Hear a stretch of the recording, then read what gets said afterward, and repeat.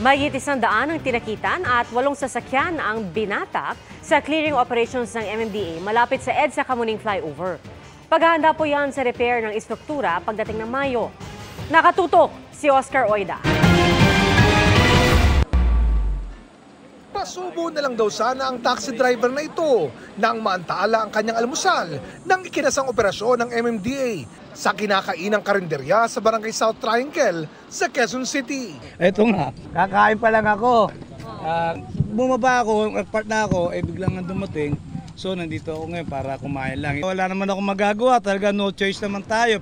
Ang mga gamit ng mga karinderya sa lugar, pinagkukuha. Kasi ang alam ko pa, basta may daanan lang, di ba? May daanan ng tao. Kasi sabi lang kasi sa amin, ang illegal lang is yung maharangan mo yung daanan ng tao. Pero paliwanag ng MMDA, kailangan i-clear natin yung mga tindahan sa sidewalks. Kasi kahit na hindi sila nakakahinder dun sa traffic flow, kapag huminto yung mga kakain sa kanila, mag-i-illegal park na po ito sa kalsada. pinuntirya din ng MMDA Strike Force yung mga gagamiting alternatibong daanan. Oras na umpisahan ang pagkukumpuni sa southbound lane ng EDSA Kamuning Flyover simula Mayo 1. Animoy exodus tuloy ng mga food stall ang nangyari. Makaraang paalisin ng mga ito sa lugar. Maswerte pa nga daw sila kung tutuusin.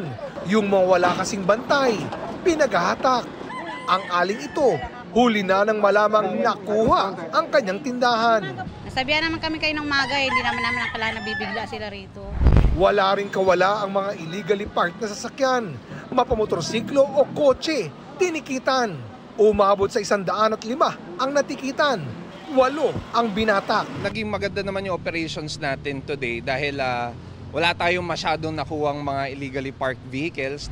Samantala, pinag-aaralan na ng MMDA ang iba pang alternatibong ruta para maibsan ang inaasahang epekto sa trapiko ng repair sa flyover. Well, for sure, makikita natin yung tunay na epekto nito sa May 1. Kaya mag-schedule kami ng pagbisita sa lansangan after May 1. Sa operasyon naman ng Special Action and Intelligence Committee for Transportation o SAIC ngayong araw, isang ambulansya ang sinita matapos dumaan sa EDSA busway kahit walang pasyente.